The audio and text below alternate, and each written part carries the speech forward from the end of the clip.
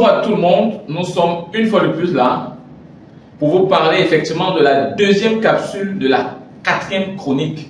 Notre chronique, c'est pourquoi les statistiques nous démontrent souvent que c'est 1% ou alors 0,3% de personnes qui réussissent dans cette activité. Nous vous avons raconté l'histoire de cet étudiant-là.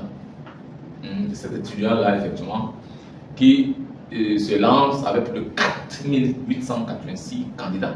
Est-ce que tous ces candidats-là viennent souvent faire l'activité? Alors, nous allons toujours et toujours revenir sur le concept même qu'on appelle marketing de réseau. Ça permettra à ce que chacun sache comment ça fonctionne avant d'arriver au niveau des statistiques. On va évoluer sur la 3e capsule en essayant de se questionner qui se lance véritablement dans le marketing de réseau. Alors, le marketing de réseau, pourquoi effectivement on va tourner autour des personnes qui entrent et qui, à un moment donné, on va nous dire qu'il y a 1% qui réussissent. Le marketing de réseau, comme on dit, ce n'est pas un jeu. Comme j'ai toujours dit, il y a une compagnie qui est ici. Il y a un produit qui est là. Et ce produit-là doit être distribué. Ça ne se voit pas bien. Hein? Il y a une compagnie qui est là. Il y a un produit qui est ici. Ce produit doit se distribuer. Ce n'est pas une histoire de famille, une histoire d'amour. Je suis une entreprise qui a pour modèle de distribution le marketing de réseau. Mon produit, la finalité, c'est qu'il doit être vendu. Et je dois avoir de l'argent. Aussi simple que ça. Alors, qu'est-ce qui se passe? Je promets donc de donner des gains que je vais appeler à travers un contrat, si vous voulez, ou alors une réglementation que je vais appeler plan de compensation. Je vais mettre PC. Donc, c'est une fiche déjà connue. C'est-à-dire, on vous dit, qu'est-ce qu'il faut faire pour gagner de l'argent?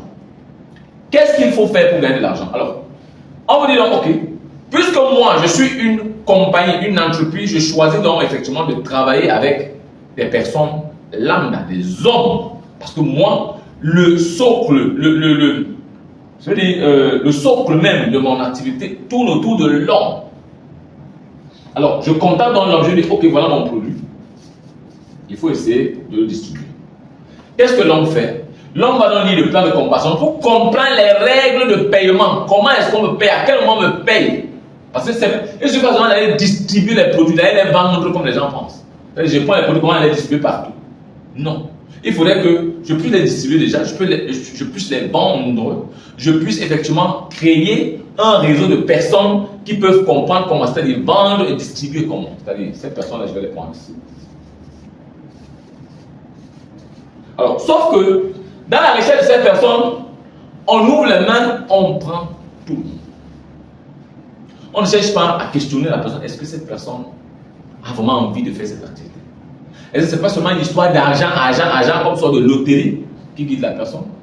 Est-ce que cette personne est vraiment engagée à respecter toutes les clauses, toutes les consignes, tous les éléments qu'il faut pour gagner de l'argent?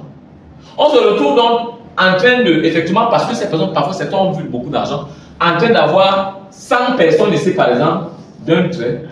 Au finish, quand les 100 personnes savent ce qu'il y a à faire, comme je vous ai parlé un peu de la courbe de réussite, qui va comme ça, et puis un moment. Quand la personne se retrouve ici, se rend compte de la réalité, les personnes commencent à sortir. Les personnes commencent à sortir. Alors, ces personnes sont arrivées, effectivement, en se disant que peut-être c'est la loterie, peut-être on va juste taper 2 ou 3 boutons et puis ce sera bien, peut-être on va faire ça ou ça et ça sera correct, et puis la personne se rend compte de la réalité et commence à fuir. Alors, ces personnes qui entrent, est-ce qu'on va dire rapidement que c'est des personnes qui venaient faire le marketing de réseau? C'est la question qu'on va se poser. C'est la question qu'on va se poser. Est-ce que ces personnes sont venues réellement faire le marketing de réseau? Parce que pour faire quelque chose, il faut d'abord la connaître. Même si on ne la connaît pas avant d'entrer, il faut d'abord, une fois où on entre, on se fixe d'abord un objectif, c'est de maîtriser. On doit avoir des connaissances réelles sur l'activité.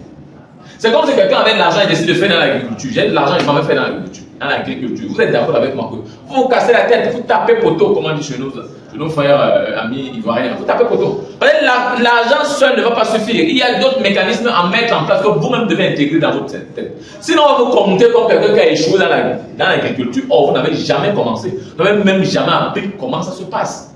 Donc, c'est de ça qu'on va essayer maintenant de décrire clairement pour essayer de comprendre réellement.